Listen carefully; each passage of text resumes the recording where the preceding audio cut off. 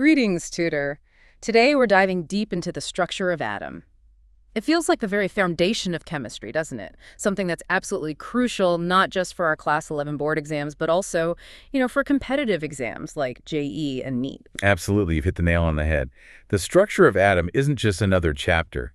It's really the lens through which we truly understand what matter is made of and how it behaves. Mastering this unit will give you a significant edge, especially in physical chemistry. Think of this deep dive as your essential exam guide. We're going to systematically unpack this fundamental concept, moving from the earliest philosophical ideas all the way to the modern quantum mechanical model. And along the way, we'll pinpoint those really important exam-oriented concepts and, help hone your problem-solving techniques. So let's get started. Great. Where do we begin? Well, our journey into the atom begins, interestingly, not in a laboratory, but actually in the minds of ancient philosophers. Imagine, way back, around 400 BC, long before modern science even existed, thinkers in both India and Greece were pondering the fundamental nature of matter. They proposed this, revolutionary idea for the time. If you kept dividing a substance, eventually you'd reach tiny, indivisible building blocks. In fact, the very word atom comes from the Greek word atomio, which means uncuttable or non-divisible. Pretty insightful for back then. Wow. So these were just brilliant ideas then, kind of, not based on any experiments. Like they couldn't actually prove them back then. Precisely. That's the key difference. These were purely philosophical speculations. Beautiful ideas, yes, but without any experimental basis to test them. So they remained dormant, just ideas, for an incredibly long time, centuries actually. Until someone picked them up again with science. Exactly. We fast forward to the early 19th century, specifically 1808. This is when John Dalton, a British schoolteacher, truly brought the atom into the realm of science. Unlike the ancient philosophers, Dalton's atomic theory wasn't just thought. It was grounded in meticulous observations of chemical reactions. This really shifted the atom from pure speculation to scientific inquiry. His core idea was that matter is made of tiny, indivisible particles called atoms. Still indivisible like the Greeks thought, but now backed by evidence. Dalton's theory was remarkably successful.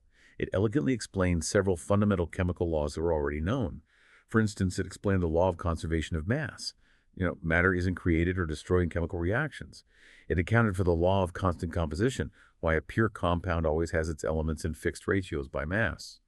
And crucially, it illuminated the law of multiple proportions, how elements can combine at different simple whole number ratios to form different compounds, like carbon and oxygen forming CO and CO2.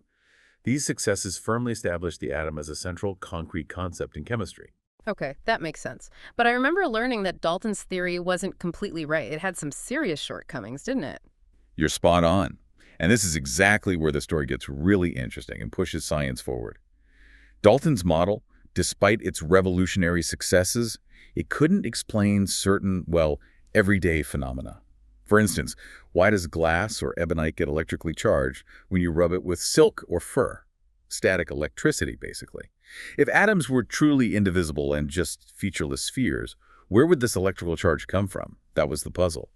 This hinted that there must be something smaller, something within the atom itself that possessed these electrical properties. It was this very mystery that compelled scientists to look deeper, challenging Dalton's idea and paving the way for discovering subatomic particles. Ah, okay. So that led to finding things inside the atom. Exactly. The late 19th and early 20th centuries were, nothing short of a scientific revolution in this area. Yeah. It became clear that atoms were not indivisible. They were actually composed of even smaller particles. Yeah. Electrons, protons, and neutrons. This realization was a complete game changer. Right, the subatomic particles. How are they discovered? Let's start with the electron. Okay, the electron. The first major breakthrough came from experiment involving electrical discharge through gases at very low pressures. To really grasp these experiments, you just need to remember a fundamental rule from physics, like charges repel and unlike charges attract. This is key. Got it. Actually, even earlier, around 1830, Michael Faraday provided a crucial hint. He observed that when electricity passed through certain solutions, chemical reactions occurred at the electrodes. This suggested a kind of particulate nature of electricity itself, implying electricity wasn't just a smooth flow, but maybe made of discrete units. This concept, by the way, will pop up again when you study electrochemistry in Class 12. Keep it in the back of your mind. So, building on hints like these, scientists in the mid-1850s, Faraday included, started studying electrical discharge in partially evacuated glass tubes. We call these cathode ray discharge tubes. Picture a sealed glass tube with most of the air pumped out very low pressure inside. At each end, there's a metal piece, an electrode. One's negative, the cathode. The other's positive, the anode. Now, when a very high voltage was applied across these electrodes, something remarkable happened. A stream of particles seemed to flow from the negative cathode toward the positive anode. These streams were named cathode rays. But they were invisible, right? How did they know they were there? Good question. They were invisible. So scientists got clever. They put small holes in the anode and coated the glass behind it with a material like zinc sulfide. This material is phosphorescent. It glows when struck by these rays. So they saw a bright spot of light appear behind the anode. Actually, old television picture tubes worked on basically the same principle. They were essentially cathode ray tubes. Ah, okay, I see. So what were the key properties of these cathode rays? Right, let's break down their characteristics. These were vital for identifying the electron and often come up in exams. First, they always started from the cathode and moved towards the anode. Made sense, going from negative to positive. Second, as you said, they were invisible, but their path could be tracked by the glow they produced on phosphorescent materials. Third, in the absence of any electric or magnetic fields, they travel in perfectly straight lines, like tiny particles shot out. Fourth, and this is really crucial, when external electric or magnetic fields were applied, these rays were deflected. And the way they deflected was consistent only with negatively charged particles. This led scientists to conclude that cathode rays are streams of negatively charged particles. And these particles were eventually named electrons. Okay, negatively charged particles. Yes. And the fifth point is perhaps the most profound. The characteristics of these cathode rays, these electrons, were found to be completely independent of the material used for the electrodes, or the nature of the gas inside the tube. It didn't matter if the electrodes were platinum or iron, or if the gas was hydrogen or air. The rays behaved identically. So what did that mean? Well, what does that imply? It means that electrons are fundamental, universal constituents of all atoms. Every single atom, no matter what element it is, contains these same identical electrons. This was a huge step. It proved electrons are truly universal building blocks. Okay, so the electron was discovered. What about its properties, like charge and mass? Exactly the next step. With the electron identified, scientists wanted to quantify its properties. The first major measurement was its charge-to-mass ratio, often written as EM. In 1897, the British physicist J.J. Thomson devised a really clever experiment. He applied both electric and magnetic fields perpendicular to the path of the cathode rays. How did measuring the deflection help him figure out the ratio? What exactly affected how much they bent? Excellent question. Understanding these factors is key to understanding Thomson's method. He observed that the amount the electron stream deviated from its straight path depended on three main things. First, the magnitude of the negative charge on the particle. A greater charge means a stronger interaction with the fields, so greater deflection. Second, the mass of the particle. Lighter particles are easier to deflect, right? So a smaller mass meant greater deflection for the same force. Third, the strength of the applied electric or magnetic field. Stronger fields obviously exert a stronger force, causing greater deflection. Okay, charge, mass, and field strength. Precisely. Thomson carefully adjusted the electric and magnetic fields so that their effects canceled each other out, and the electron beam went straight through undeflected. By measuring the strengths of the fields needed to achieve this balance, and the deflection when only one field was applied, he could calculate the ratio of the charge, E, to the mass. The value he determined was approximately 1.758820 to 11 coulombs per kilogram. See kg1. Remember, since electrons are negative, the charge E itself is negative, but this ratio is usually given as a positive magnitude. That's a huge number, 10 to the power 11. It is. It shows the charge is very large compared to the mass. Now, having the EM ratio was great, but they still needed the actual charge or the actual mass. Right, you need one to find the other. Exactly. And that brings us to the American physicist R.A. Millikan and his famous oil drop experiment, conducted between 1906 and 1914. This was incredibly ingenious. Imagine spraying a fine mist of tiny oil droplets into a chamber. Millikan observed these droplets falling under gravity. He then used an electric field to counteract gravity. He could make the droplets slow down, stop, or even rise. Now, the clever part, he ionized the air in the chamber using X-rays. These ions would collide with the oil droplets, sticking to them and giving them an electric charge. So the oil drops became charged? Yes, they picked up charge, usually by capturing electrons. By precisely measuring the electric field strength needed to suspend a charged droplet balance its weight, Millikan could calculate the charge on that droplet. And he made a remarkable discovery. The charge Q on every droplet he measured was always a whole number multiple of a certain smallest unit of charge. He called this fundamental unit E. So a droplet might have a charge of E or 2E or 3E, but never, say, 1.5E. This is called the quantization of charge. Charge comes in discrete packets. Wow, and he found the value of E. He did. The value he determined for this fundamental unit of charge, the charge of a single electron, was approximately 901.6 by 1019 coulombs. A very, very small charge. The modern accepted value is even more precise, 9 is 1.6/2176 by 1019 C. Okay, so now we have E from Millikan and E from Thomson. Right. So how would you find me, the mass of the electron now? Easy. Just divide E by the ratio E. The E's cancel out, leaving 1/1 me, which is just me. Basic algebra, like you said. Exactly. Simple calculation. And doing that division gives the mass of the electron, E, E, E. This came out to be an incredibly tiny value, approximately 9.1094/1031 kilograms. Extremely light. This mass value was super important for numericals in exams like NEET, so definitely committed to memory. Okay, electron discovered, charge measured, mass calculated. What about the positive charge needed to make atoms neutral? Good point. The story wasn't over. Scientists knew atoms were neutral overall. So if there were negative electrons, there had to be positive particles too. The discovery of these positive particles, which turned out to be protons, came from further experiments with modified cathode ray tubes. Researchers noticed new rays traveling in the opposite direction cathode rays towards the negative electrode. Since they passed through holes or canals drilled in the cathode, they were called canal rays. So like positive versions of cathode rays? Sort of, but with a key difference. Unlike cathode rays, electrons, the properties of these canal rays were not universal. Their mass actually depended on the nature of the gas present in the tube. Why? Because they were essentially positively charged ions of that gas. The gas atoms lost electrons and became positive ions.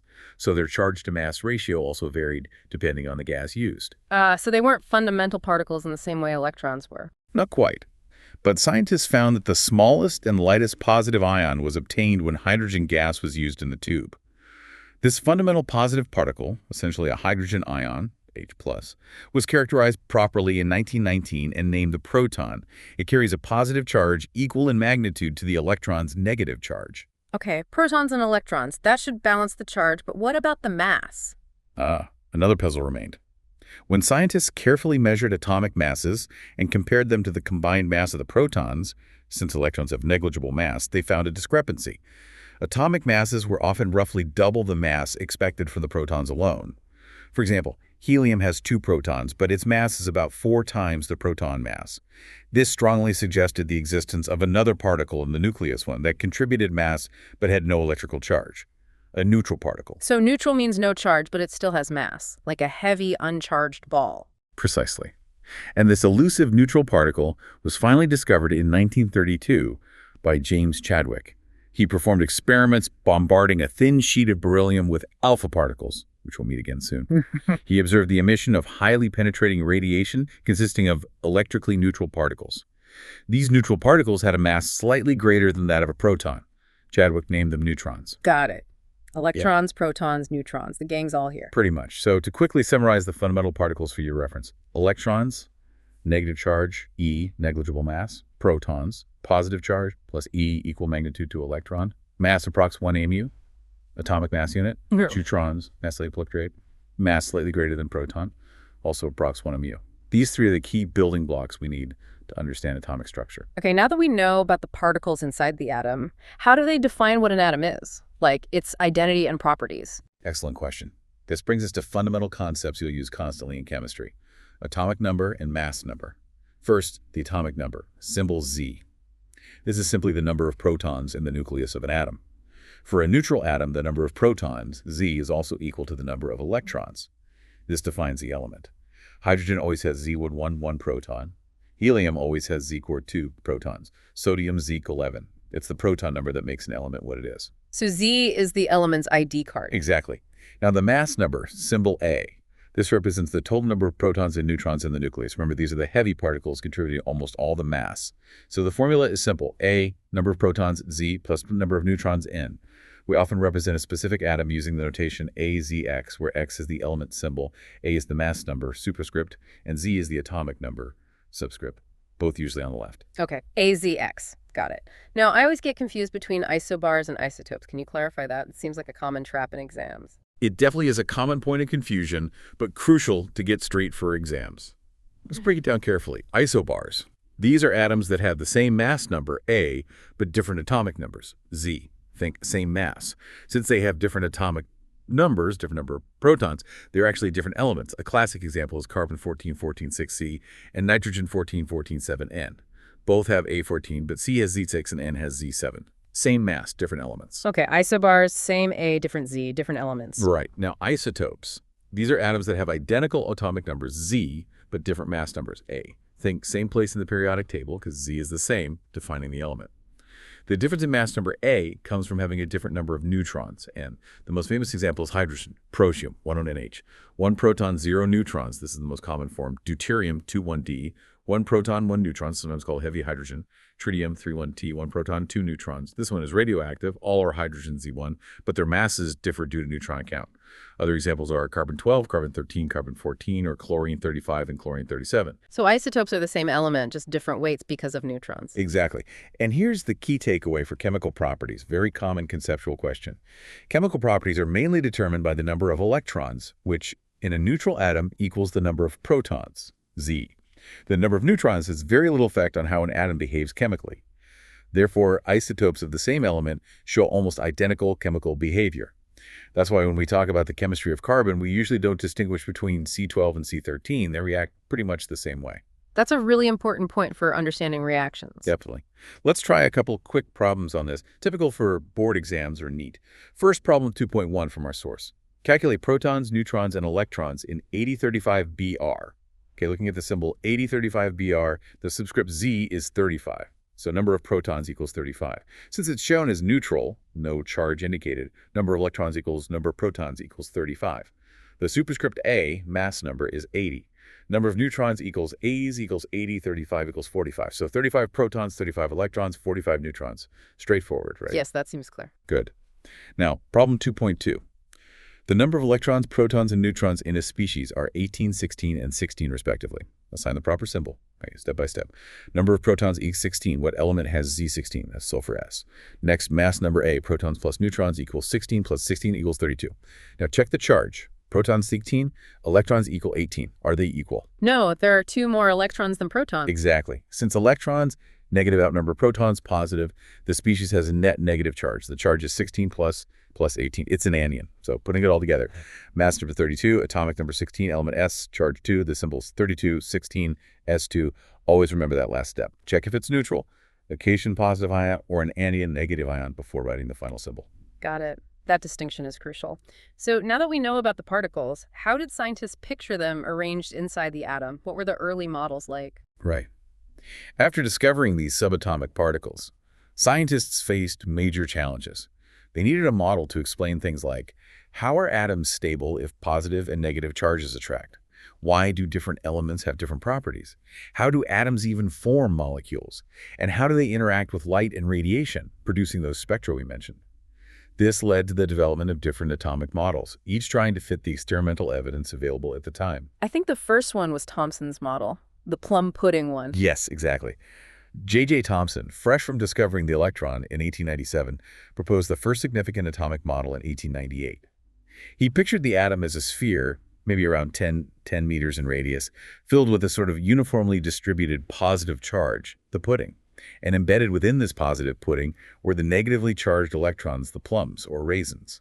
Sometimes it's also called the watermelon model, positive flesh with electron seeds. Catchy names. What was good about it? Its main success was simple. It could explain the overall electrical neutrality of the atom. The total positive charge of the pudding balanced the total negative charge of the electrons embedded within it. But it wasn't correct, was it? I feel like it got replaced pretty quickly. You're right, it wasn't the final picture. While it was a good first attempt to incorporate the electron, it was quickly superseded. Why? Because it just wasn't consistent with the results of later experiments, especially the very famous one conducted by Rutherford. Thomson did get a Nobel Prize in 1906, but mainly for his work on electricity conduction in gases, not specifically for this model. Ah, Rutherford's experiment, the gold foil one, right? That sounds really important. Absolutely pivotal. This is where Ernest Rutherford, along with his students Hans Geiger and Ernest Marsden, made a monumental discovery around 1909. Their alpha particle scattering experiment is a must-know for your exams. Here's the setup.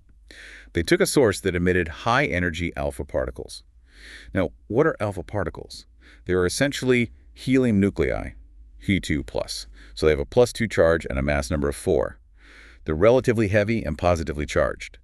They directed a narrow beam of these alpha particles at a very, very thin sheet of gold foil, only about 100 nanometers thick, extremely thin.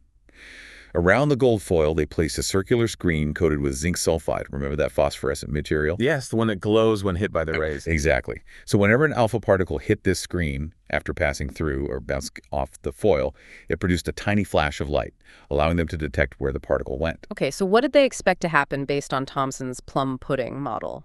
Good question. In Thomson's model, the positive charge and mass were spread out evenly throughout the atom. So they expected the fast-moving, heavy alpha particles to just punch straight through the gold foil. Maybe they'd get deflected by very small angles occasionally due to slight interactions, but essentially they expected them to pass right through. And what actually happened? The results were completely astonishing and totally unexpected. Here's what they observed. Observation 1. The vast majority of alpha particles passed straight through the gold foil, completely undeflected, just as expected mostly. Observation 2. However, a small fraction of the alpha particles were deflected by small angles. Observation 3. And this is the real shocker. A very, very tiny fraction, about 1 in 20,000. Didn't just get deflected slightly, they bounced back, deflected by nearly 180 degrees. Whoa, bounced right back from a thin foil. That bounced back one sounds like hitting a solid wall. Why was it so incredibly surprising? It was utterly mind-blowing. Rutherford himself famously described his astonishment. It was almost as incredible as if you fired a 15-inch shell at a piece of tissue paper and it came back and hit you. This single observation, the large angles scattering and bouncing back, completely shattered Thomson's plum pudding model. It simply couldn't explain how a diffuse positive charge could exert enough force to turn a heavy alpha particle right around. So what did Rutherford conclude from these surprising results? He drew some revolutionary conclusions about the structure of the atom. Conclusion 1, for most particles passing straight through, most of the space inside an atom must be empty. Conclusion 2, from the small deflections. The positive charge in the atom is not spread out but must be concentrated in a very small region. This concentrated positive charge creates a strong repulsive force capable of deflecting the positive alpha particles. Conclusion 3, from the rare 180-degree deflections. This positive charge, and indeed most of the atom's mass, must be concentrated in an incredibly tiny, dense central core. He called this core the nucleus. His calculations show that the nucleus's volume was minuscule compared to the atom's total volume.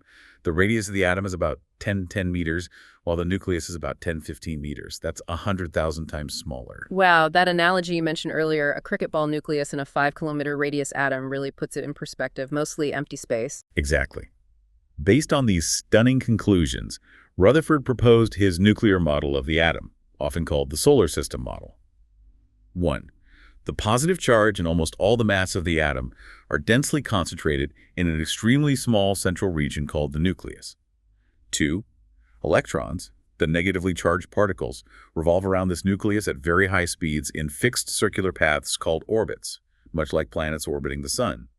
3.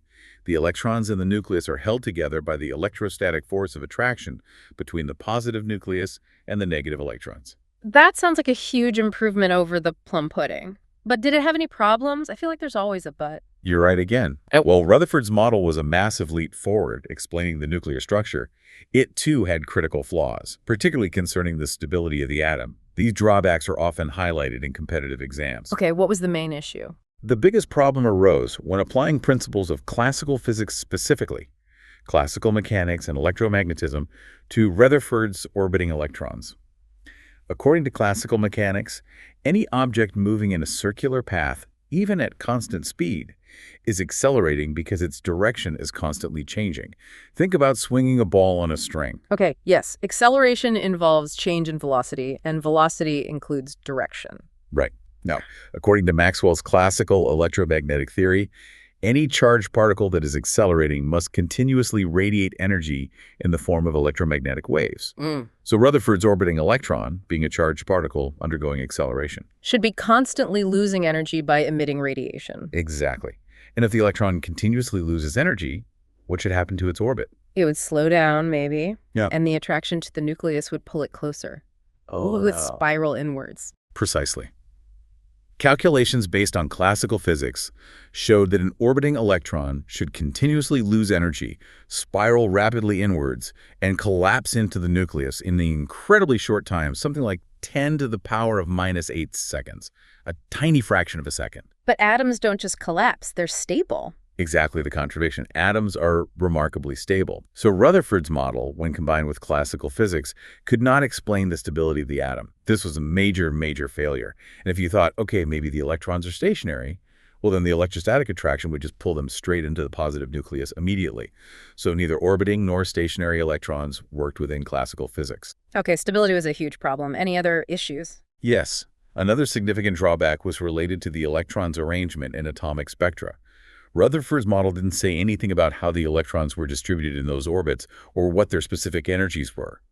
Consequently, it couldn't explain the characteristic line spectra observed when atoms emitted or absorbed light. Why only specific colors or frequencies? Rutherford's model offered no answer. It couldn't explain the electronic structure of the atom. So it explained the nucleus but failed on the electrons and stability. What was needed next? What was needed were some fundamentally new ideas. The failures of Rutherford's model clearly showed that classical physics simply didn't work at the atomic scale. Two key developments then paved the way for the next major step: Bohr's model. First, a deeper understanding of the nature of light and electromagnetic radiation itself, revealing its dual character. And second, more detailed experimental studies of those atomic spectra. Dual character of light, like wave and particle. Exactly. Let's get into that. In the mid-19th century, physicists studied heat radiation extensively and realized it consisted of electromagnetic waves. James Clerk Maxwell, around the 1870s, provided the theory. He showed that accelerating charged particles produce oscillating electric and magnetic fields. These fields travel through space as waves, electromagnetic waves, or radiation. Picture this. The electric field oscillates up and down, the magnetic field oscillates side to side, and both are perpendicular to the direction the wave is traveling. Like waves on a rope, but with these invisible fields. Okay, I can visualize that. What are their key properties? Right, important properties of EM waves. 1. As I said, oscillating electric and magnetic fields perpendicular to each other and to the direction of propagation. 2. Crucially, unlike sound waves or water waves, EM waves do not need a medium to travel. They can travel through a vacuum. That's how sunlight reaches Earth. This is a key distinction. 3. There's a whole spectrum of EM radiation, differing only in their wavelength or frequency. Radio waves have long wavelengths at low frequencies. Gamma rays have very short wavelengths and high frequencies. In between, you have microwaves, infrared, visible light, ultraviolet, X-rays. And visible light is just a tiny part of that spectrum. A very tiny part. It's the only part our eyes can detect. Roughly from 400 nanometers violet to 750 nanometers red. We characterize these waves by their frequency, measured in hertz, which is cycles per second, or S1, and their wavelength measured in meters, m. In a vacuum, all types of EM radiation travel at the same incredible speed, the speed of light, c, which is approximately 3.0 over 108 meters per second. And the fundamental relationship connecting these is c equals spill. Speed equals frequency times wavelength. This formula is absolutely essential for calculations in JEE and NEET. See it, got it. You also mentioned wave number. Yes, sometimes we use wave number. It's defined as the reciprocal of wavelength. It represents the number of wavelengths per unit length, usually in units of M1 or more commonly in spectroscopy, CM1. Okay, let's try applying CSE to some problems, like the radio station one you mentioned earlier. Sure. Let's revisit problem 2.3. Viviparity broadcasts at 1,368 kilohertz. Calculate wavelength and identify the spectrum part. First, convert frequency to standard units. Seconds here, 1,368 kilohertz equals 1,368. So 168 to 103 hertz equals 1.368 NASA's L1. Calculating that gives up 219.3 meters. 219 meters, that's quite long. What part of the spectrum is that? That falls squarely in the radio wave region. Okay. And the visible light calculation, from wavelength to frequency. Right, problem 2.4. Visible spectrum from violet, 400 millimeters, to red, 750 millimeters. Expressed in frequencies, remember 1 nanometer, 10 9 meters. For violet, equals 410 to 9 meters. So is CELO 3.0 meters, 10 to 9 meters, 410 9 meters equals 7.50 weight to 10 to 9 meters. So is CELO reads 3.0 AO is 108 meters, 750 times 10 9 meters to 7.5 binder 50 10 hertz. Wow. And the last one, problem 2.5, yellow light at 5800 a Dallo. Calculate wave number and frequency. 1A equal 10 meters. Okay, 5800 A equals 5800, a 10 meters, 5.8. It's not 10 7 meters. A wave number 1 equals C 800 times 10 to 7 meters. 1.724 times 6 meters 1. B frequency C only 3.6, probably 108 meters, 5.8 times 10 to 7 meters. It's 5.172 by 114 S1 or hertz. Okay, so the wave picture of light explains a lot and lets us do these calculations, but you said it failed for some things. Yes. While the wave theory successfully explained phenomena like diffraction, bending of waves, and interference, combination of waves, there were several crucial observations made around the turn of the 20th century that it just couldn't handle. These are critical for understanding the shift to quantum ideas. What were these failures? Key failures of the classical wave theory included: 1. The nature of radiation emitted by hot objects known as black body radiation. Classical physics predicted incorrect intensity distributions. 2. The photoelectric effect, the ejection of electrons from metals when light shines on them. Wave theory couldn't explain the details. 3. The way the heat capacity of solids changes with temperature. 4. And, very relevant to atoms, the sharp, discrete line spectra of atoms, especially hydrogen. Wave theory predicted continuous spectra. So these problems suggested light wasn't just a wave. Exactly. These phenomena strongly indicated that energy exchange between matter and radiation doesn't happen continuously, as wave theory implies. Instead, it happens in discrete packets or chunks. This concept is called quantization. Energy is quantized. Quantization like steps instead of a ramp. Perfect analogy. Let's look at black body radiation first. A black body is an idealized object that absorbs and emits all frequencies of radiation perfectly. The radiation it emits depends only on its temperature.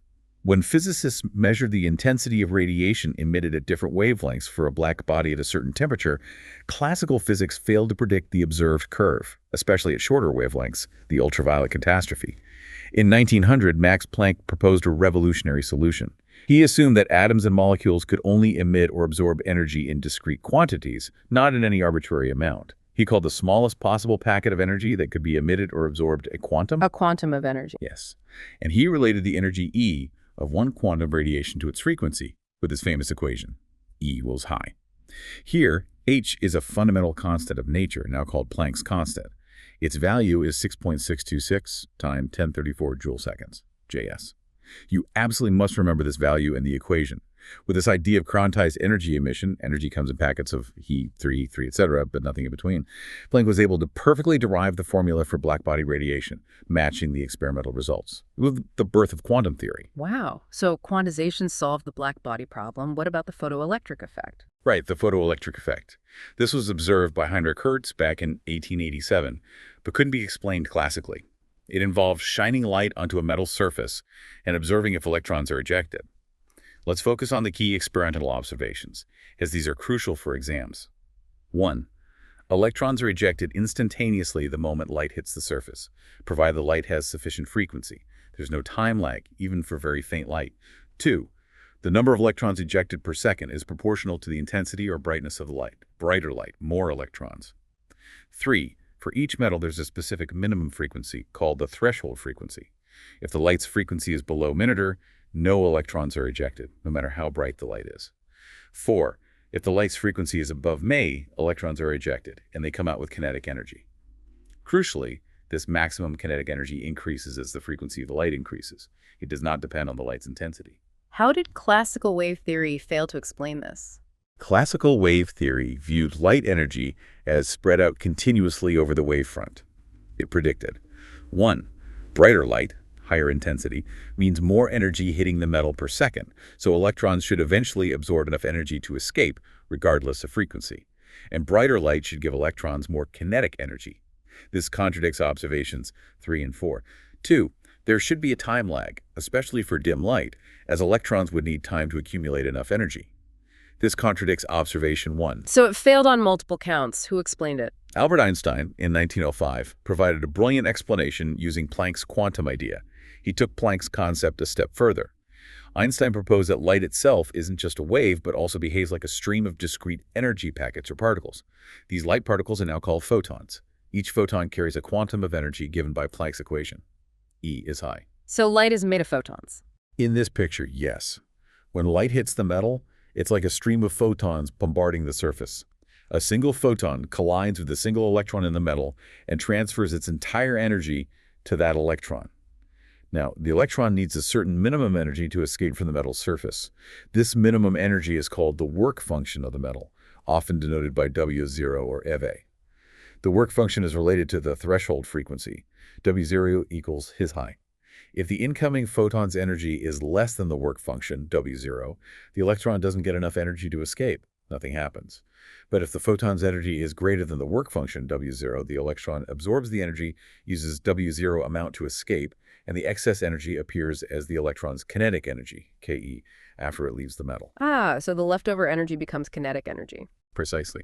This leads to Einstein's famous photoelectric equation. Kmax equal Lamke W0, or Kmax equals high height. This equation beautifully explains all the observations. Instantaneous ejection, 1. A single photon collision is enough if high W0. Intensity effect, 2. Higher intensity means more photons per second, so more collisions, hence more electrons ejected per second, but each collision is still 1 photon to 1 electron. Threshold frequency, 3. If EC, then high W0, so no single photon has enough energy to eject an electron.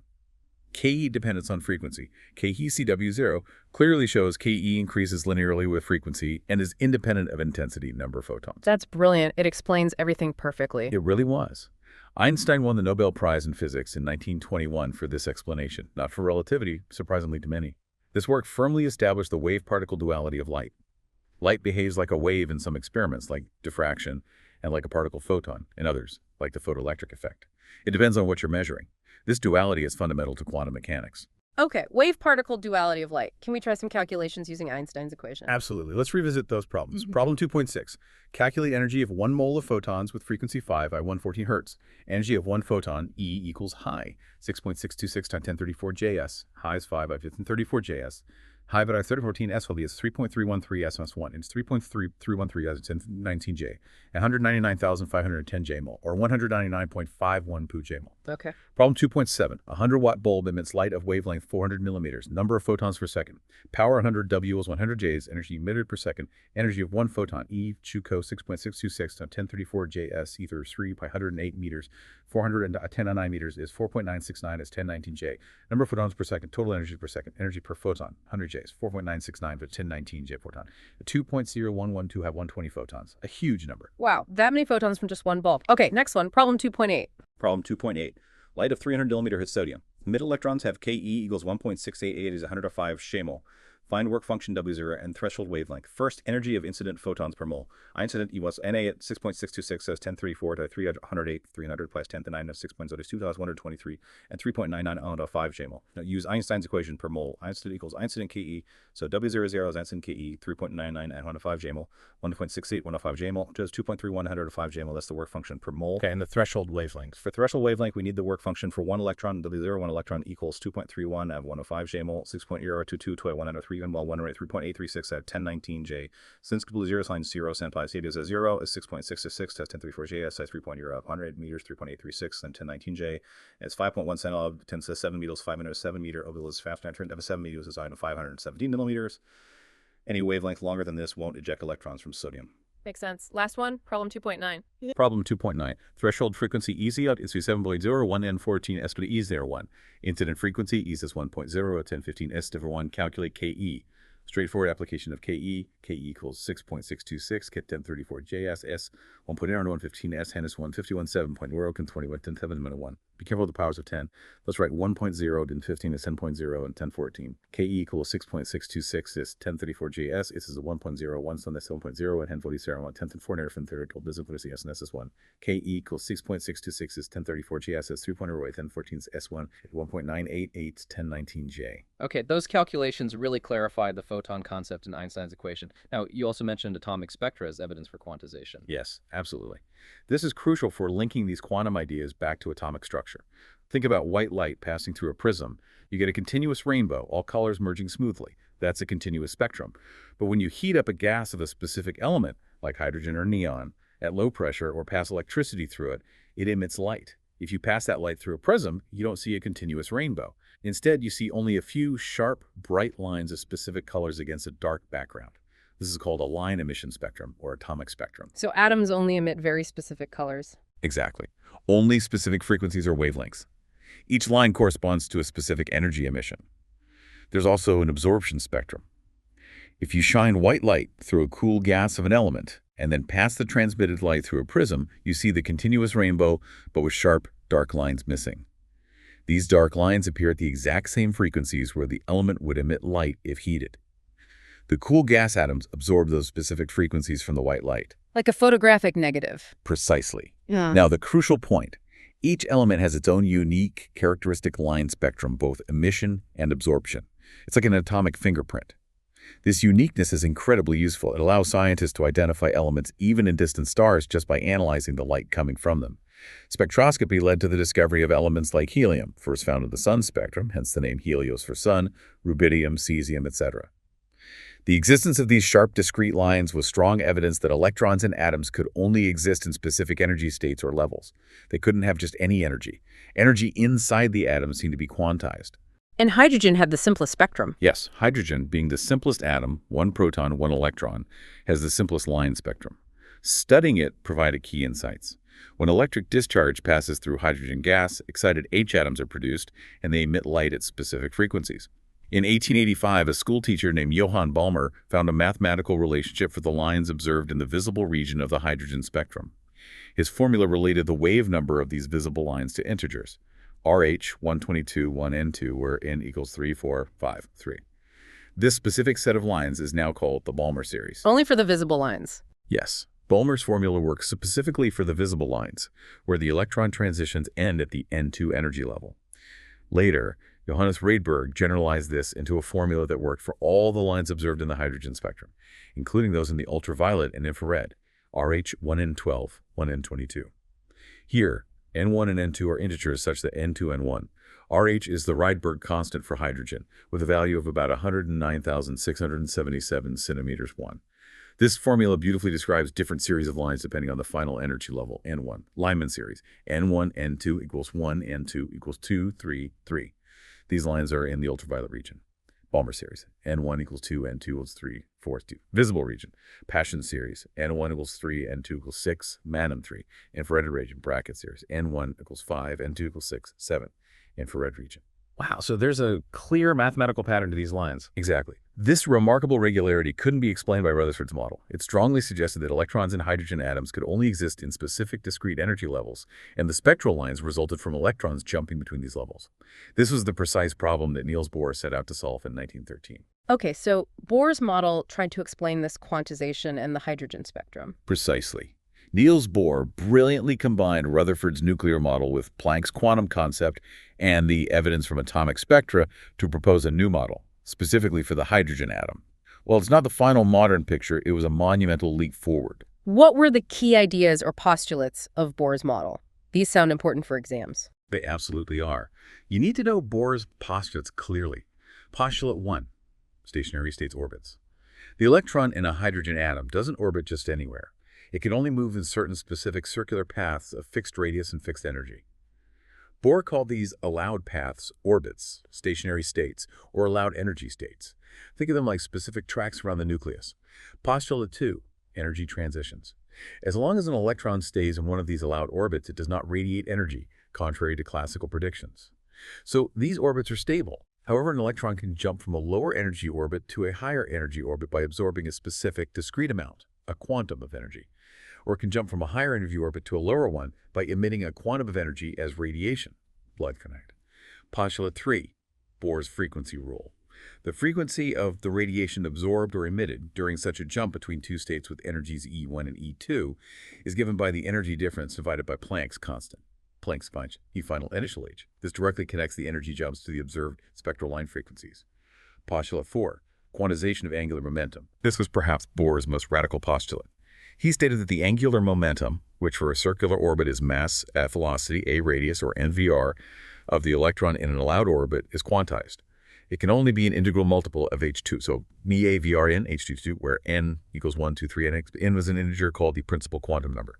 This condition essentially dictates which orbits are allowed. Only orbits satisfying this condition can exist. Classical physics doesn't apply to electrons within these orbits. Okay, fixed orbits, no energy loss in orbit. Jumps cause emission absorption and quantized angular momentum. That's quite a set of rules. It was. And based on these postulates, Bohr was able to derive mathematical expressions for the properties of these allowed orbits in the hydrogen atom. You need to know these results for problems. Like their radius and energy. Exactly. The integer n1, 2, 3 from the angular momentum quantization is called the principal quantum number. It labels the allowed energy levels or shells, and with 1 is the K shell, and equal 2 is L shell, etc. B. The radius of the nth allowed orbit, Rn, is given by Rn equals n2 a0, where R is a constant called the Bohr radius equal to about 52.9 picometers pm. So the radius of the first orbit, n1, is 52.9 pm. The second orbit, n2, is 22, 52.9 equals 4, 52.9 pm, and so on. The orbits get bigger as n increases. Okay, radius increases with n squared. What about energy? C. The energy of an electron in the nth orbit, n, is given by n net RH, 1n2, where RH is the Rydberg constant in energy units equal to 2.18 times 1018 joules. Right, there's that negative sign again. Can you explain its meaning one more time? Sure. The negative sign indicates that the electron is bound to the nucleus. Its energy is lower than the energy of a free electron that is infinitely far from the nucleus and at rest. That free electron state is defined as having zero energy at Nn. So the more negative the energy value, the more stable the state, because more energy would be needed to remove the electron completely to reach EE0. The lowest energy state, N1, has the most negative energy and is the most stable state, called the ground state. Okay, bound state energy is negative. More negative means more stable. Got it. Does this Bohr model work for anything other than hydrogen? Good question. Bohr's model works perfectly for hydrogen, and it can also be applied to hydrogen-like species. These are ions that have only one electron left, just like hydrogen. Examples are He+, helium atom lost 1 electron, Lead2+, lithium lost 2 electrons, B3+, I, etc. For these hydrogen-like ions, the formulas just need to include the atomic number Z, the number of protons in the nucleus, energy, N 3.18 times 1018 J and Z2 N2, radius Rn, Pauli's 52.9 pm N2Z. Ah, so the nuclear charge Z comes into play. Yes. Notice the Z2 in the energy formula and Z in the denominator for radius. This means that for a given N, as the nuclear charge Z increases, the energy becomes more negative, the electron is more tightly bound, more stable, and the orbital radius becomes smaller. The electron is pulled closer to the more positive nucleus. That makes sense. Stronger attraction pulls it closer and makes it more stable. Now the big test. Could Bohr's model explain the hydrogen line spectrum? Yes. This is Bohr's greatest triumph. His model quantitatively explained the entire hydrogen spectrum. According to his postulates, a spectral line results from an electron jumping from a higher energy orbit, initial state, Ni, to a lower energy orbit, final state, NF. The energy difference is emitted as a photon, AE, a final initial. Using Bohr's energy formula, AE equals RH Z2 NF2, NF2 makes it 2. Rearranging this and taking Z1 for hydrogen, we get AE4, 1 I2, 1 NF2. Note, since Ni NF for emission, this EE is negative, meaning energy is released. The energy of the emitted photon is the positive value. Now remember the frequency EH and wave number AEC. If you calculate the wave number using Bohr's EE equals RHC, 1 Ni2, 1 Av2, and guess what? The value of RHC calculated from fundamental constants, Planck's constant, speed of light, and the energy Rydberg constant, came out to be exactly equal to the experimentally measured Rydberg constant for hydrogen, 109,677 centimeters 1, from Rydberg's empirical formula. Wow, so Bohr's theory derived the experimental formula from first principles. Exactly. It was a stunning confirmation of his model. It provided the theoretical underpinning for why the hydrogen spectrum looked the way it did, explaining all the series, Lyman, Balmer, Paschen, etc., based on transitions between specific quantized energy levels. That's really impressive. Let's try the calculation problems for Bohr's model. Okay, problem 2.10. Frequency and wavelength of photon emitted for transition from N5 to ND2 in hydrogen. Here, Ni5, NF equals 2. This is a line in the Balmer series, so we expect visible light. First, find the energy difference magnitude. AE equals RH 1 on I2, 1 NF2. RH 2.18 equals 2 and 18, equal 2.8, 1018J. 1 on 25, 14 equals 2.18, pi 0.25, 10 energy 7 minus here, I'm at 18J, minus 0.21 until 4.578 times 1019J. This is the energy of the emitted photon. Now, frequency energy 4.578, asking the anti-J, 6.626 to have 1034 JS, at a 6.909 by 2014 hertz. And wavelength of C equals 3.098 meters, 6.909 plus 242 to 7 meters. This is indeed in the blue-violet part of the visible spectrum. Okay, and the He plus problem 2.11. Problem 2.11. Calculate energy and radius of the first orbit, N1 of He plus Or. For He plus Or, the atomic number is Z2. We need N1. Energy E1 equals E1 equals RH. Z2 N2 equals 2.18 today time 18J, 2212. E1 equals 2.18 times 10 18J. 4 equals 8.72 times 10 18J. More negative than hydrogen's ground state, as expected.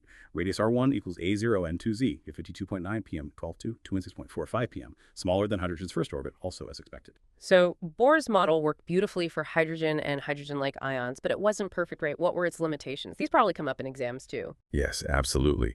Despite its major successes, Bohr's model had significant limitations, which ultimately showed it wasn't the complete picture and led to the development of modern quantum mechanics.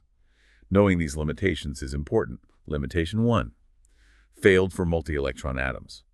Bohr's model simply failed to explain the spectra of atoms with more than one electron, like helium, which has just 2 electrons.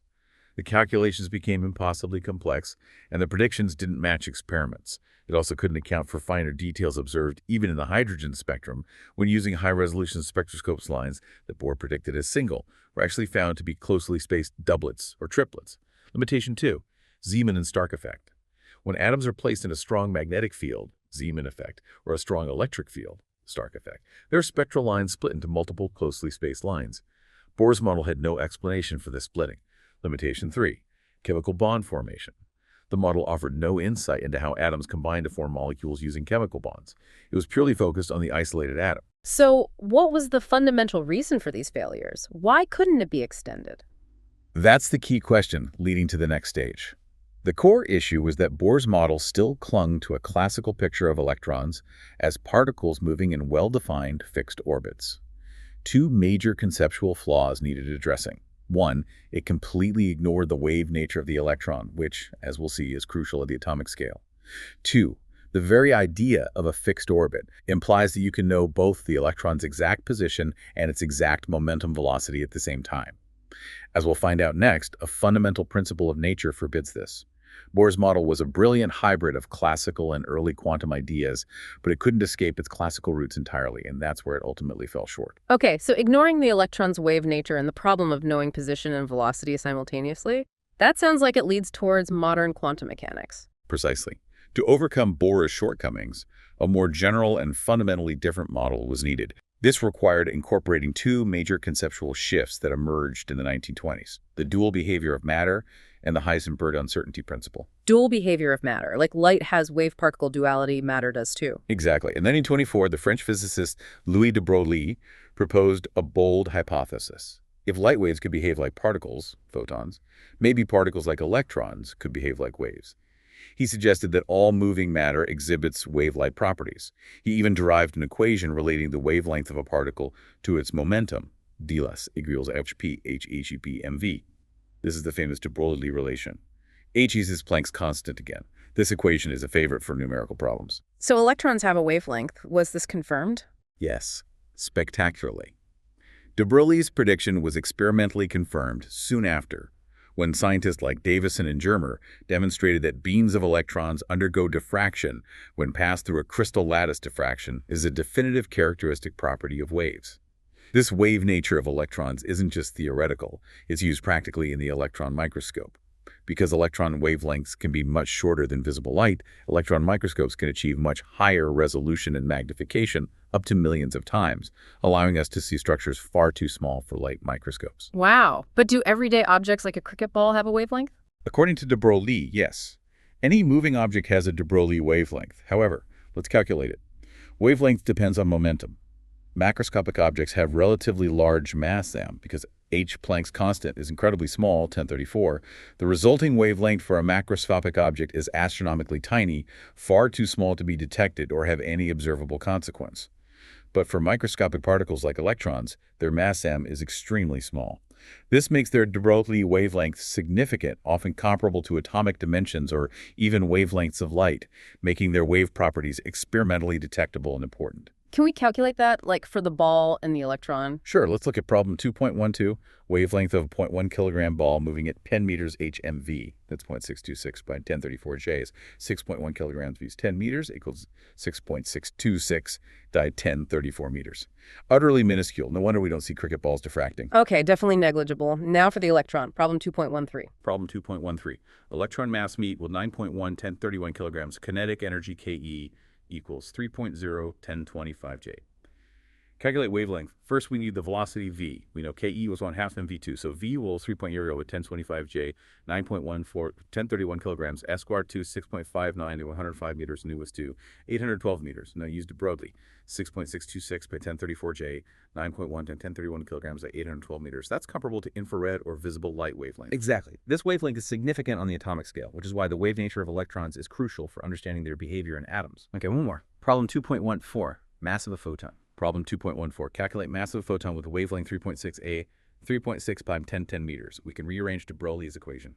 For a photon, its velocity is the speed of light, so 8 mc. Rearranging for mass mh, 6.626 times 1034 J, at speed 0.6 at 10 meters, 3.0 108 meters, and 6.135 times 1033 kilograms. Note, this is sometimes called the relativistic mass or equivalent mass of the photon's energy.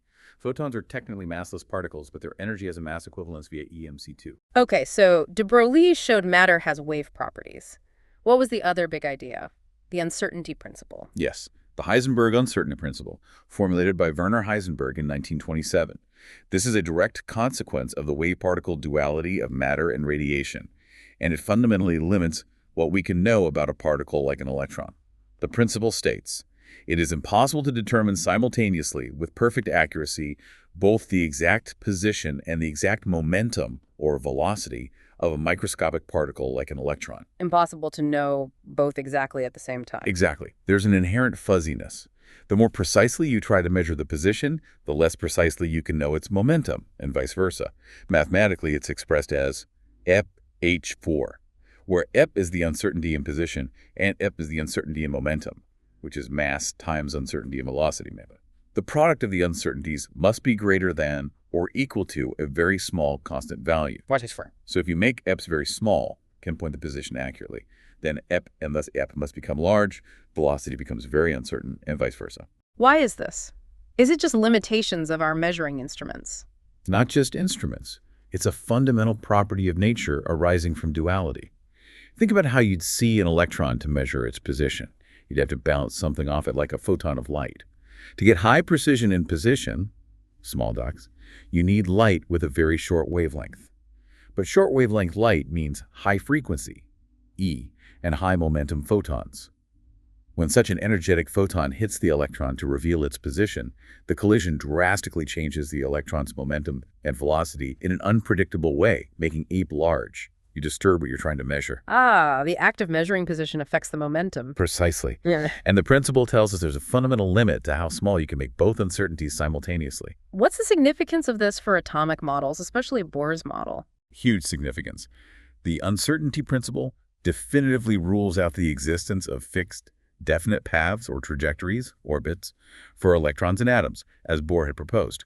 To define a trajectory, you need to know the precise position and velocity at every instant.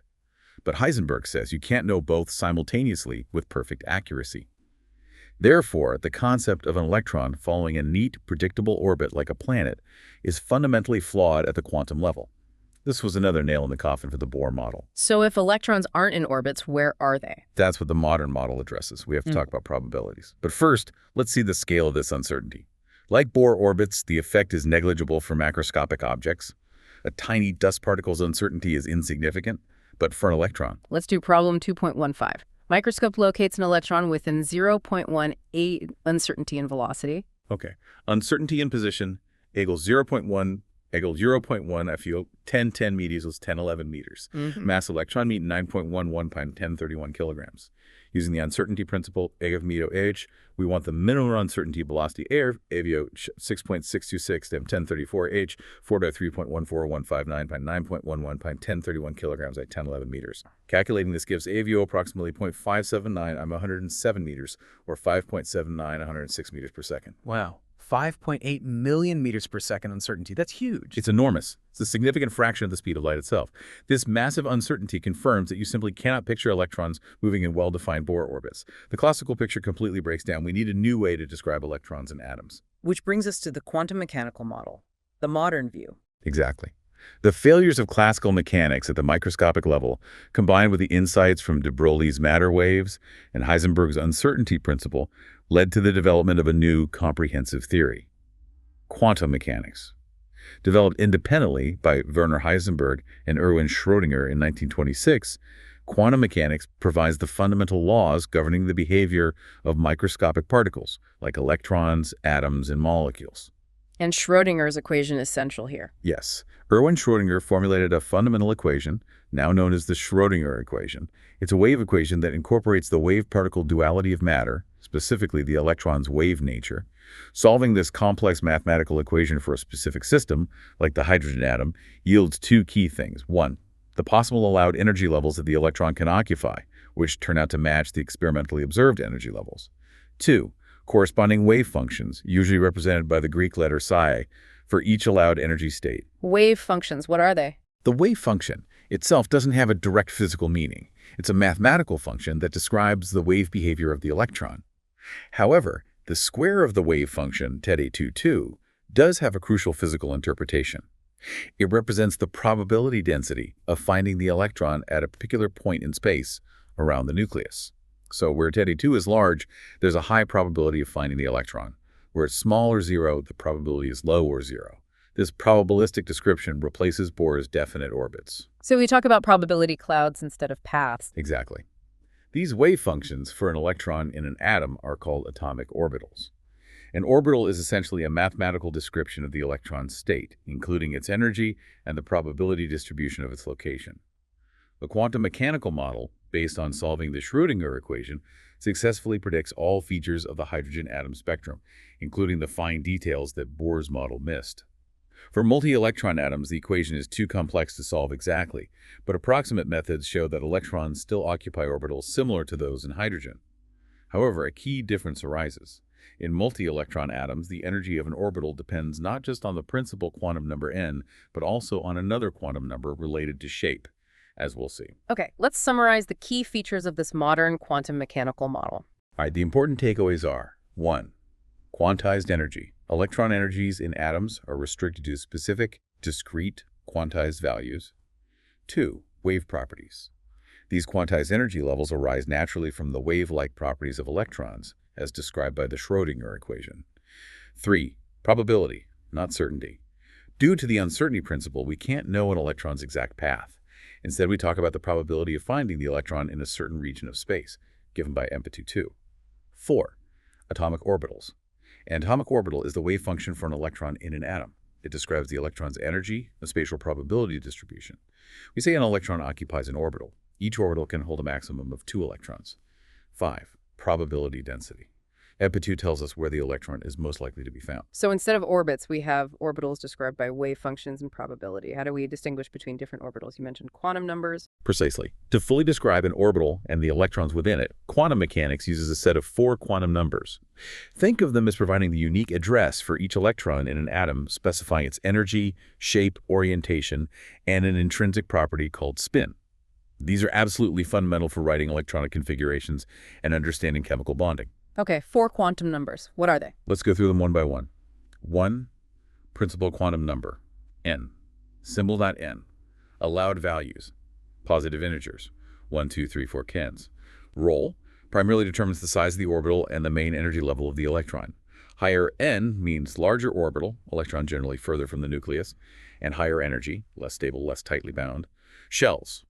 N identifies the electron shell. N1 is the K shell, N2 is the L shell, angle 3 is the M shell, and so on. Number of orbitals in a shell. The total number of orbitals within a shell defined by N is N2. So N is like the main floor or energy level of the building. Good analogy. Next is 2. Azimuthal quantum number, L, also called orbital angular momentum or subsidiary quantum number. Symbol of L allowed values. For a given value of n, L can take integer values from 0 up to n1. So there are n possible values of L for each n. Role defines the three-dimensional shape of the orbital. It also contributes to the orbital's energy in multi-electron atoms. Subshells. Orbitals with the same n and L values belong to the same subshell. We use letters to designate the subshells based on the value of L.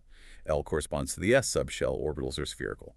LL1C corresponds to the P subshell, orbitals are dumbbell-shaped. LEOS2 corresponds to the D subshell, more complex shapes. L3 corresponds to the F subshell, even more complex. Okay, so L gives the shape. For N3, what are the possible L values? For N3, L can be 0, 1, or 2. So the M shell N3 contains three subshells, 3L0, 3PL1, and third L2. Got it. Shell N has N subshells, L0 to N1. What's the third quantum number? 3. Magnetic quantum number, ML, symbol .ml, allowed values. For a given value of L, ML can take integer values from MLL to plus L, including 0. So there are 2L plus 1 possible values of LL roll. Describes the spatial orientation of the orbital in space relative to a magnetic field. Number of orbitals in a subshell. The value 2L plus 1 tells you how many orbitals there are within a specific subshell. Right. For LLSL, ML is subshell, ML only. 20 plus 1 is 1. So there's only one S orbital in each subshell. For LLP subshell, ML is 0 plus 1 plus 21 plus 1 plus 3. So there are 3 p orbitals in each p subshell, usually designated px, pi, pz oriented along the axis. For LL2, d subshell, MLXL1, 0 plus 1 plus 2 plus 1 plus 5. So there are 5 d orbitals in each d subshell. So NL and ML together specify a unique orbital. Exactly. A specific combination of NL-ML defines a particular atomic orbital, but we need one more quantum number to fully describe an electron within that orbital. Okay, what's the fourth one? 4. Electron spin quantum number. Symbol. Daughter's allowed values. It was found experimentally, to explain fine details in spectra, that electrons possess an intrinsic angular momentum, as if they were spinning. This spin is quantized and can only have two possible orientations, often called spin up and spin down. The spin quantum number m's can only have two values, plus a half spin up, often shown as E, or upon a spin down, often shown as he. Roll describes the intrinsic spin of the electron. Key rule related to Pauli exclusion principle, which we'll discuss. An orbital defined by N, L, ML can hold a maximum of 2 electrons, and these 2 electrons must have opposite spins, 1 plus half, 1 away half. Okay, N, L, ML define the orbital size, shape, orientation, and M's defines the electron spin within that orbital. 4 numbers for each electron. Correct. Let's try those quick problems again. Problem 2.17. Total number of orbitals associated with NU3. For N3, L can be 0, 1, 2, LNU3's subshell, ML0, that's 1 orbital. LML1, 3p subshell, MLML1, 0, plus 1, that's 3 orbitals. LN2, 3d subshell, MLNO2, Excito 1, 0, plus 1, plus 2, that's 5 orbitals. Total orbitals in 1,3s plus 3pp plus 5, 3d equals 9 orbitals. And notice this matches the formula N2. For N3, N2 of those 32 is 9. A handy check for exams. Perfect. And problem 2.18, describing orbitals from N and L values. Right. AN2, L1. N2 means shell 2. L1 means P subshell, so it's a 2p orbital. BN4, LEO3 means shell 4. L0 means S subshell, so 4's orbital C, N5, L3. N5 means shell 5. L3 means S subshell, so 5F orbital do N3, L2. N3 means shell 3. L2 crick means D subshell, so 3 orbital. Okay, that's clear. You mentioned earlier the difference between orbit and orbital. Can you emphasize that again? It sounds important conceptually. Very important distinction, often tested. An orbit is the concept from the Bohr model. A fixed, well-defined circular path that the electron supposedly follows around the nucleus. We now know, due to the uncertainty principle, that such precise paths cannot exist for electrons. Bohr orbits are a simplified, outdated picture. An orbital in the quantum mechanical model is not a path. It's a mathematical function, the wave function, the definite number. It describes the electron's state. More physically, it represents a region of space around the nucleus where there is a high probability, say 90% or 95% of finding the electron. It's defined by the 3 quantum numbers, NL-ML. So orbital is a probability zone, not a track. Exactly. We often visualize orbitals using boundary surface diagrams. These diagrams draw a surface, like a sphere or dumbbell, that encloses the volume where the electron is found most of the time. Erg, 90% probability. Right. We can't draw a 100% boundary because the probability theoretically only drops to 0 at an infinite distance from the nucleus. Okay, let's talk about the shapes of these orbitals based on L. Right. The shapes arise from how the probability density 2s orbitals is distributed in space. Huh. S, at least here is a row. Shape. They are all spherically symmetric. This means the probability of finding the electron depends only on the distance from the nucleus, not the direction. It looks like a ball centered on the nucleus. Size. The size increases as n increases. So a 2 orbital is larger than a 1's orbital. A 3's is larger than a 2s, meaning the electron is, on average, further from the nucleus. Nodes. An interesting feature is nodes regions where the probability of finding the electron is 0. For s orbitals, starting from 2s, there are spherical surfaces at certain distances where the probability drops to 0. An s orbital has n1 radial nodes, so 1s has 0 nodes, 2s has 1 radial node, 3s has 2 radial nodes. It's like empty shells within the probability cloud. Kind of, yes. Regions of 0 probability. Now, p orbitals, L1, occurrence. They first appear when n of 2, so 2p, 3p, 4p, etc. Remember, L goes from 0 to n on 1, number and orientation. Since L1, n alleles can be -1, 0, +1. There are 3 p orbitals in each p subshell. They are degenerate, have the same energy in an isolated atom. They are oriented perpendicular to each other along the x, y, and z axes and are called the px, pi, and pz orbitals. Shape. Each p orbital has a dumbbell shape consisting of 2 lobes on opposite sides of the nucleus. The probability density is high in these lobes. Nodal plane. Importantly, there is a plane passing through the nucleus, perpendicular to the axis the orbital lies on, where the probability of finding the electron is 0. This is called a nodal plane. For example, the pz orbital lobes along z-axis has the xi-plane as its nodal plane. Size energy. Like s orbitals, size and energy increase with increasing n of 4p, 3p, p2. Radial nodes, p orbitals, starting from 3p, also have radial nodes. The number of radial nodes for a p orbital is ns2, total nodes ns1, angular nodes L1, so radial nodes n1 to s1 and ns2. Okay, dumbbells along the axis with a nodal plane. What about d orbitals, L2? D orbitals, L2. Occurrence. First appear when Ne3, third B4, etc. Number. Since L or 2, ML can be n axis 2, -1, 0, +1, +2. There are 5 d orbitals in each d subshell, all degenerate in energy. Shapes and orientations. Their shapes are more complex. 4 of them, dxc, d, dxc, ds2, y2, have a cloverleaf shape with 4 lobes, lying either between the axes, dxi, dx, ds, or along the axis, dx2, y2. The 5th one, the ds2 orbital, has a unique shape. 2 main lobes along the z-axis, plus a donut-shaped ring or torus in the psi-plane. Nodes. The orbitals have 2 angular nodes, nodal planes or conical surfaces. For example, dxe has the yz and xe planes as nodal planes.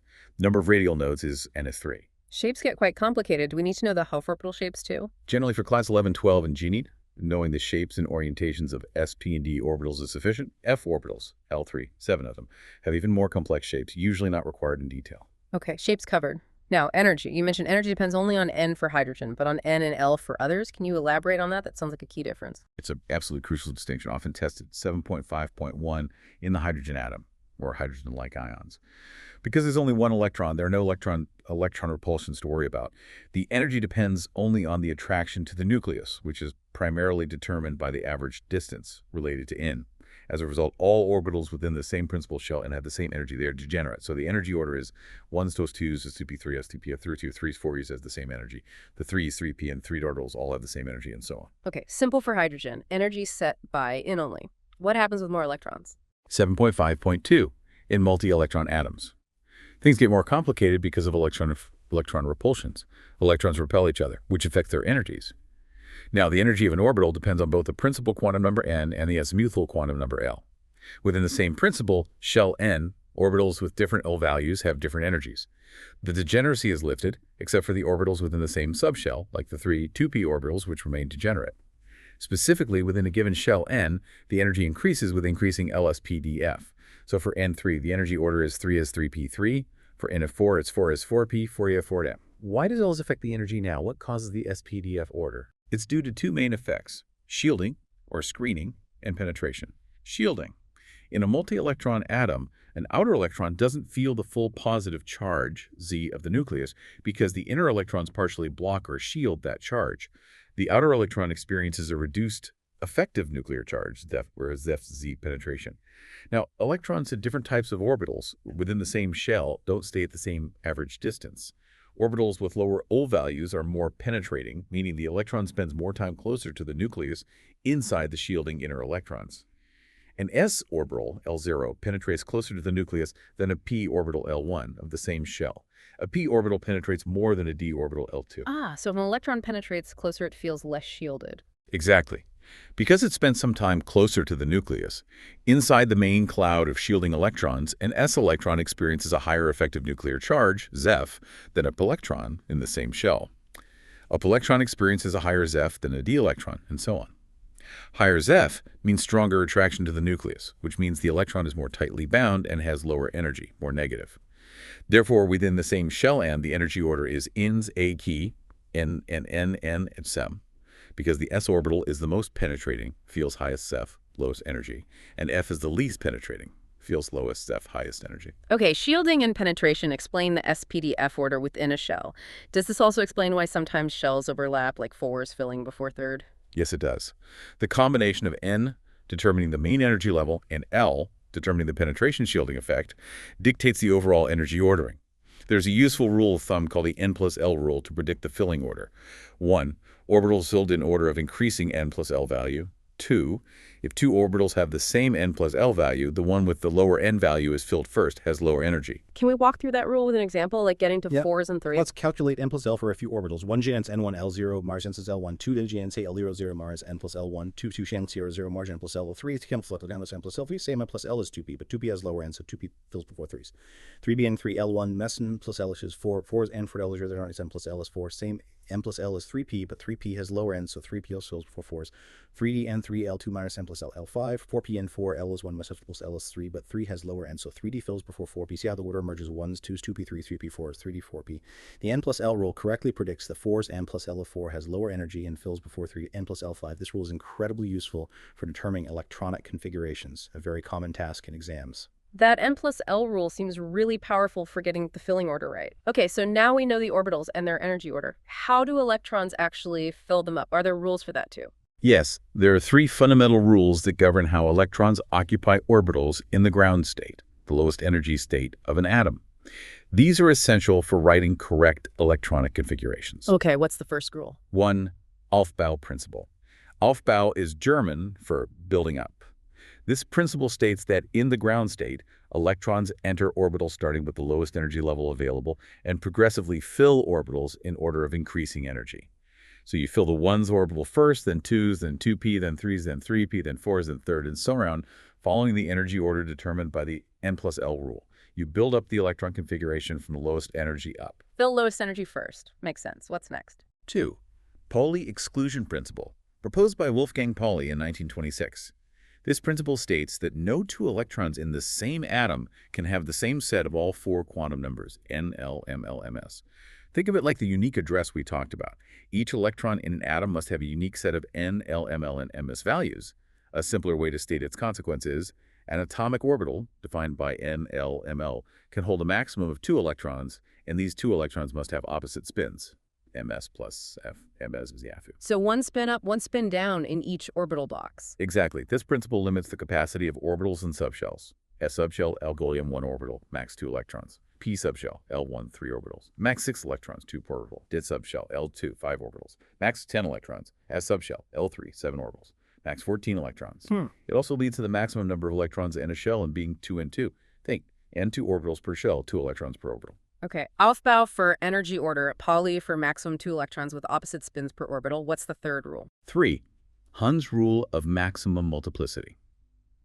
This rule applies when filling electrons into degenerate orbitals, orbitals that have the same energy, like the 3p orbitals in a subshell or the 5d orbitals. Hund's rule states, electron pairing in degenerate orbitals does not occur until each orbital of that subshell has been singly occupied first.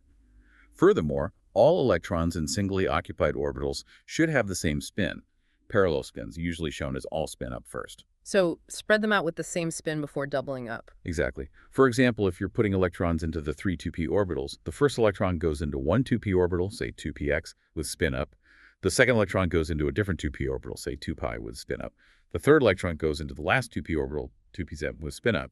Only when you add the fourth electron do you start pairing up, putting it into the 2px orbital, but with spin down.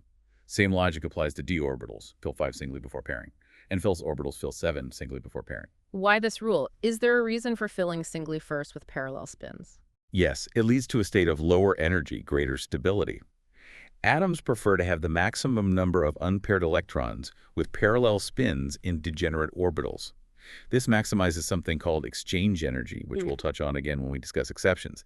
Basically, spreading out electrons with parallel spins minimizes repulsion and maximizes stability. Okay, Aufbau, Pauli, Hund. These 3 rules dictate how we write electronic configurations. Correct. The electronic configuration is simply the distribution of electrons among the various atomic orbitals. Following these 3 rules, it's the practical application. How do we write them down? There are two common notations, ISAPBDC notation. You write the principal quantum number, n, then the subshell letter, SPDF, followed by a superscript indicating the number of electrons in that subshell. For example, hydrogen, 1 electron is 1s1. Helium, 2 electrons is 1s2. Lithium, 3 electrons is 1s2, 2s1. Nitrogen, 7 electrons is 1s2, 2s2, 2p3. Orbital diagram.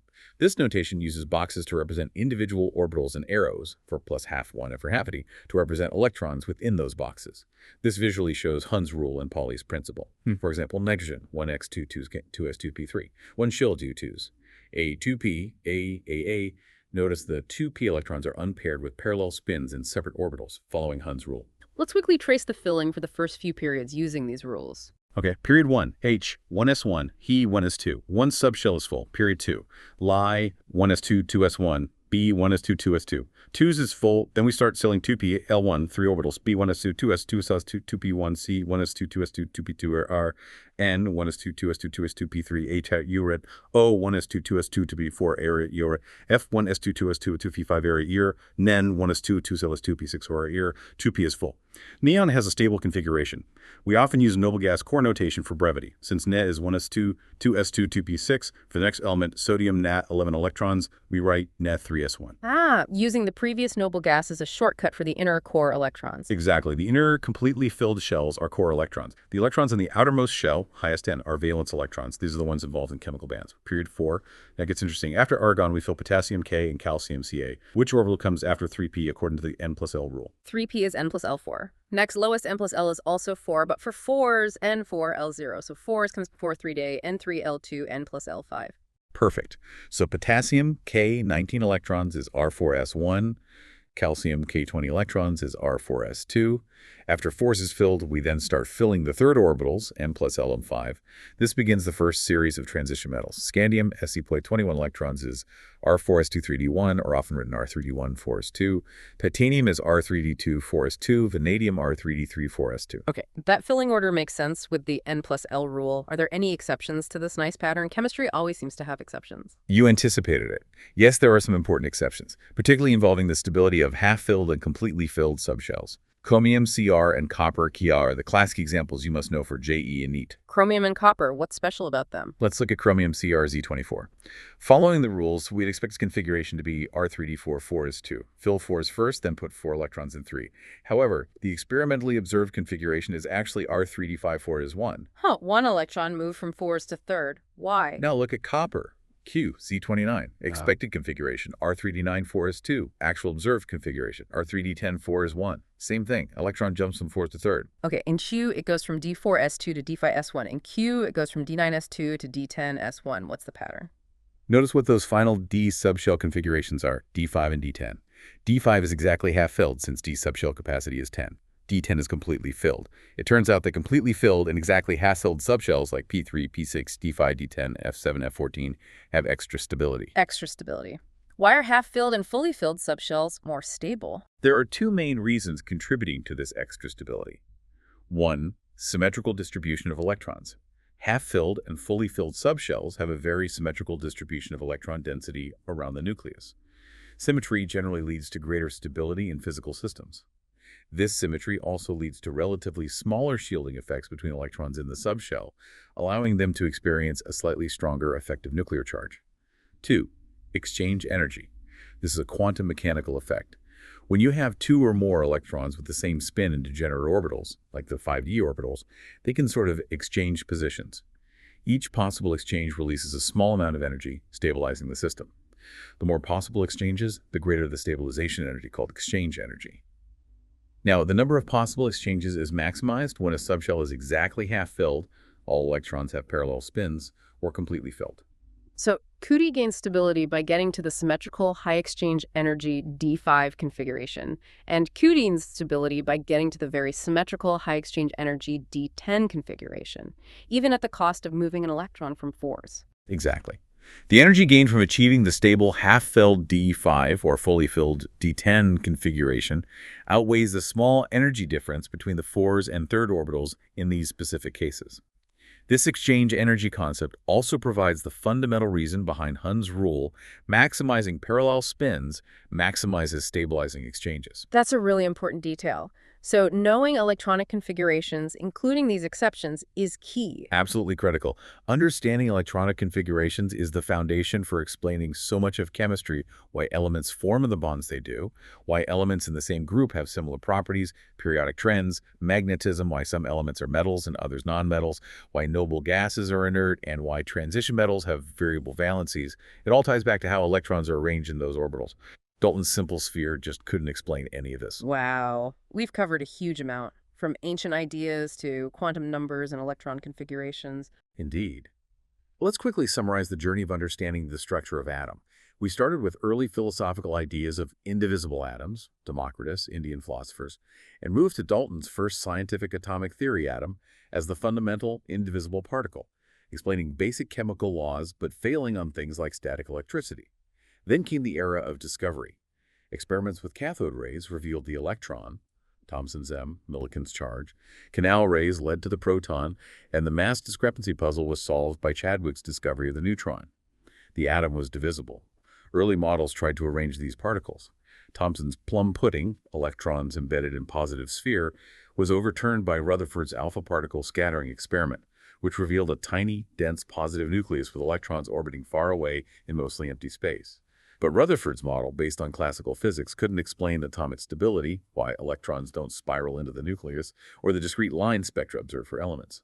The breakthrough required quantum ideas. Understanding the wave-particle duality of light, Planck's E for blackbody radiation, Einstein's photons for photoelectric effect, and the subsequent realization that matter itself has dual nature, de Broglie's E, coupled with Heisenberg's uncertainty principle, HCOH4, which showed electrons cannot have definite orbits. This led to the modern quantum mechanical model. Here, electrons are described by wave functions, or atomic orbitals, which give the probability of finding the electron. An electron state is defined by 4 quantum numbers, NL, NL, MS, specifying its energy level, orbital shape, spatial orientation, and spin.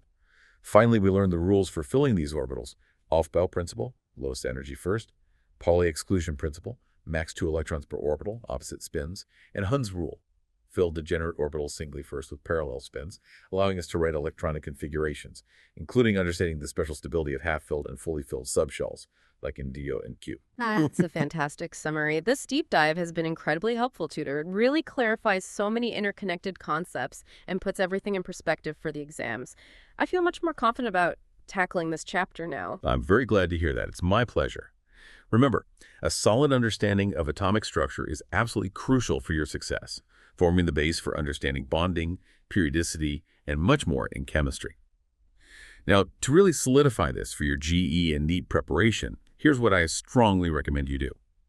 First, revise this entire unit again soon, maybe even re-listening to this discussion. Focus on the key principles, the experiments, the formulas, the quantum numbers, and the filling rules we covered. Second, practice past year questions. Find problems based on every topic, calculating particles, isotope isobars, photoelectric effect, Bohr model calculations, energy, radius, spectra, de Broglie wavelength, uncertainty principle, quantum numbers, and especially writing electronic configurations, including those exceptions. Apply the rules until they become second nature. And finally, as always, please reach out if you have any doubts while you're studying this chapter. Don't hesitate to ask if something isn't clear during your practice. Keep up the hard work, keep learning, and keep excelling.